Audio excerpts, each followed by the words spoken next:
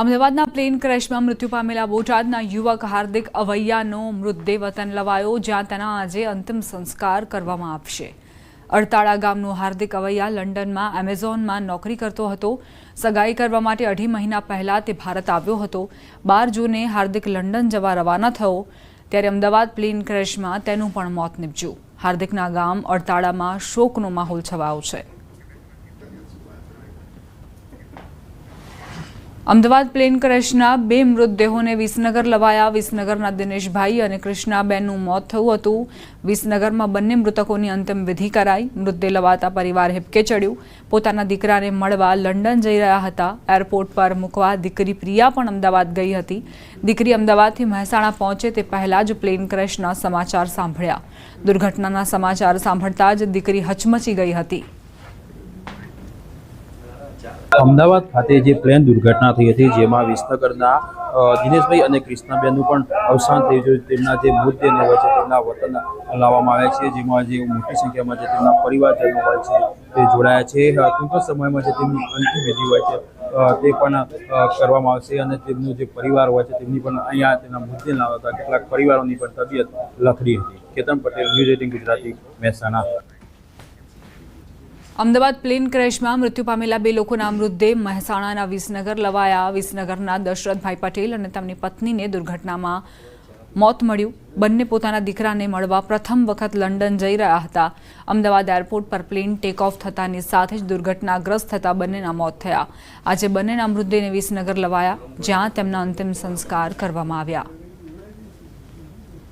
Ahmedabad plane દુર્ઘટનામાં વિસનગરના 5 જેટલા જે લોકો હોય છે તેમના અવસાન નીપજ્યા હતા। ત્યારે દશરથભાઈ પટેલ અને દાઈ ગૌરીબેન પટેલનું પણ આ દુર્ઘટનામાં અવસાન થતાં તેમના પરિવાર સાથે તેમના જે ડીએનએ હોય છે તે મેચ થતાં તેમના પરિવારને આ તેમના મુદ્દે આજે સોંપવામાં આવતા હાલમાં જે ફતેપુરા દરવાજા હોય છે, છેલ્લી લાઈન હોય છે, ત્યાં ખાતે તેમના જે મુદ્દે હોય છે તે લાવવામાં આવતા અને મોટી સંખ્યામાં જે તેમના પરિવારજનો હોય છે અંતિમ ક્રિયામાં જોડાયા હતા। હાલમાં જે પરિવાર હોય છે તે પણ હિબકે ચડ્યો હતો। ઉલ્લેખનીય છે કે આ જે બંને પતિ પત્ની હોય છે તેમના દીકરાને મળવા માટે લંડન જઈ રહ્યા હતા, તેવા સમયે આ જે દુર્ઘટના હોય છે તે ઘટી હતી। કેતન પટેલ, ન્યૂઝ 18 ગુજરાતી, મહેસાણા। અન્ય સમાચારો પર કરીએ નજર। ખેડૂતો માટે મહત્વના સમાચાર। 24 કલાકમાં ગુજરાતમાં ચોમાસું બેસી શકે છે। ચોમાસાને લઈ હવામાન વિભાગનું અનુમાન। 20 દિવસ બાદ સારા સમાચાર આવ્યા। આજે 4 જિલ્લામાં વરસાદનું ઓરેન્જ એલર્ટ અપાયું છે। અમરેલી, ભાવનગરમાં અતિભારે વરસાદની આગાહી। નવસારી, વલસાડમાં પણ અતિભારે વરસાદ વરસી શકે છે। રાજકોટ, જૂનાગઢ, બોટાદમાં યલો એલર્ટ અપાયું છે। ગીર સોમનાથ, આણંદમાં પણ યલો એલર્ટ, તો બનાસકાંઠા, સાબરકાંઠામાં યલો એલર્ટ રહેશે। ભરૂચ, નર્મદામાં યલો એલર્ટ અપાયું છે, તો સુરત, તાપી, ડાંગ, જ્યાં પણ વરસાદ વરસવાની સંભાવના। આવતીકાલે 8 જિલ્લામાં ઓરેન્જ એલર્ટ અપાયું છે। કાલે અમરેલી, ભાવનગરમાં અતિભારે વરસાદની શક્યતા।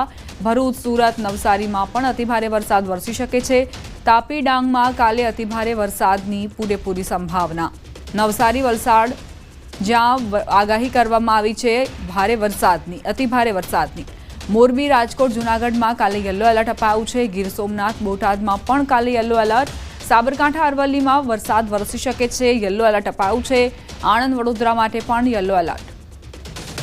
તો આ તરફ છોટાઉદેપુર, નર્મદામાં 2.5 ઇંચ સુધી વરસાદની સંભાવના વ્યક્ત કરાઈ છે। ઓરેન્જ એલર્ટમાં 4 ઇંચ સુધી વરસાદ થઈ શકે છે। આગામી 7 દિવસ રાજ્યમાં વરસાદી માહોલ રહી શકે છે। રાજસ્થાનમાં અપર એર સાયક્લોનિક સર્ક્યુલેશન સક્રિય। મહારાષ્ટ્રમાં પણ અપર એર સાયક્લોનિક સિસ્ટમ સક્રિય। બંગાળની ખાડીમાં પણ વરસાદી સિસ્ટમ સર્જાઈ છે।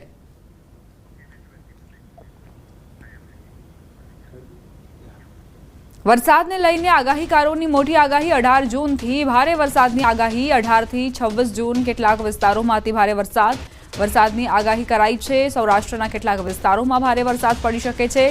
વરસાદને લઈ પરેશ ગોસ્વામીની મોટી આગાહી। 16 જૂનથી રાજ્યમાં ભારે વરસાદ પડશે। સૌરાષ્ટ્ર અને દક્ષિણ ગુજરાતમાં પણ ભારે વરસાદ પડશે।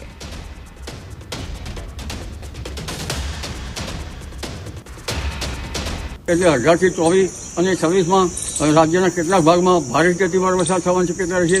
સૌરાષ્ટ્રના કેટલાક ભાગમાં ભારેથી અતિભારે વરસાદ થવાની શક્યતા રહેશે। 16 જૂનથી રાજ્યના અલગ અલગ વિસ્તારોમાં વરસાદો જોવા મળશે, જેમાં 16 થી લઈને 20 જૂન દરમિયાન જે વરસાદોની શક્યતાઓ છે તે સૌરાષ્ટ્ર અને દક્ષિણ ગુજરાતના ભાગોની અંદર છે, જેની અંદર અનેક જગ્યાએ ચોમાસાની શરૂઆત થતી હોય પહેલાના જે વરસાદ એટલે કે જે 48-72 કલાક પહેલા જે વરસાદો થતા હોય એ વરસાદો પડવાનું ચાલુ થઈ જશે અને એકંદરે સૌરાષ્ટ્ર અને દક્ષિણ ગુજરાતની અંદર સારા એવા વરસાદો છે.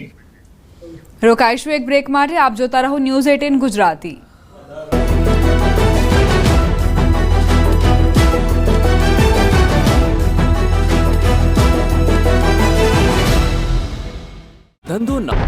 ગુજરાતના ખેડૂતો માટે આનંદના સમાચાર આવ્યા છે. જે વરસાદની આતુરતાપૂર્વક રાહ જોવાઈ રહી હતી તે ચોમાસું હવે ગુજરાતના બારણે ટકોરા મારી રહ્યું છે. માત્ર 72 કલાક એટલે કે 3 દિવસમાં ગુજરાતમાં રૂમઝૂમ કરતું ચોમાસું જોવા મળશે. હવામાન વિભાગની આગાહી મુજબ 3 દિવસમાં ગુજરાતમાં બેસી શકે છે ચોમાસું. 19 દિવસ બાદ ચોમાસાને લઈને શુભ સંકેત આવ્યા છે. ગુજરાતમાં ચોમાસું બેસવા માટે અનુકૂળ સ્થિતિ છે. હાલ 7 દિવસ રાજ્યમાં વરસાદી વાતાવરણની સંભાવના છે. હળવાથી લઈ અતિભારે વરસાદ પડી શકે.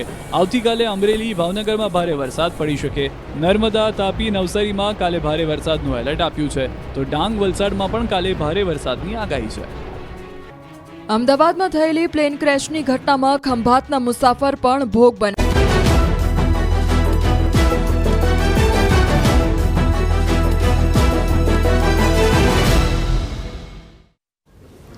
Welcome back. બનાસકાંઠાથી સમાચાર. થરાદ એપીએમસીમાં સામે આવી બેદરકારી. અમદાવાદમાં વરસાદમાં એપીએમસીમાં જણસ પલળી. જીરું અને બાજરીની જણસ પલળી જતા નુકસાન.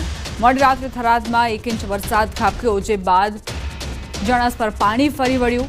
પહેલેથી જ આગાહી હતી તો આખરે કેમ વ્યવસ્થા નથી કરવામાં આવી તે સૌથી મોટો સવાલ. એપીએમસીમાં કઈ રીતે બેદરકારી દર્શાવવામાં આવી છે તેના દ્રશ્યો જુઓ. અહીં જે જણસ મૂકવામાં આવી હતી તે પલળી જતા જ ખેડૂતોને અને વેપારીઓને નુકસાન.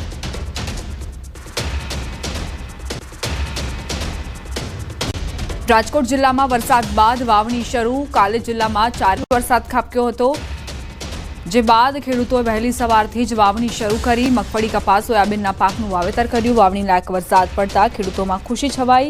સમયસર વાવણીથી ખેડૂતોને ફાયદો થઈ શકે છે.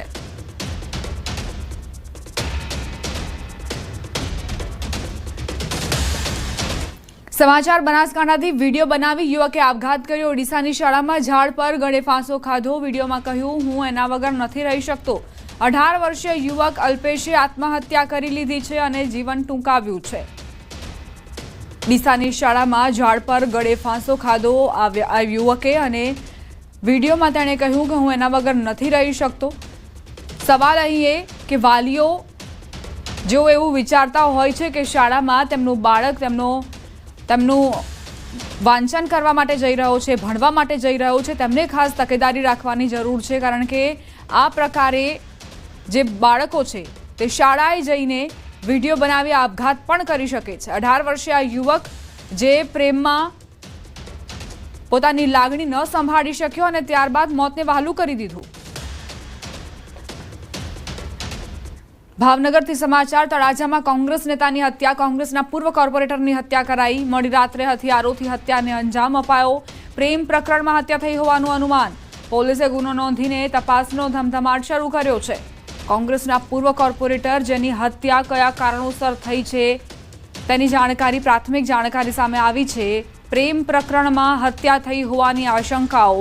પોલીસે આ આખા કેસમાં ગુનો નોંધીને તપાસનો ધમધમાટ તેજ કર્યો છે. પોલીસ એ શોધમાં લાગી છે કે આખરે કયા કારણોસર કોંગ્રેસ નેતાની હત્યા કરવામાં આવી.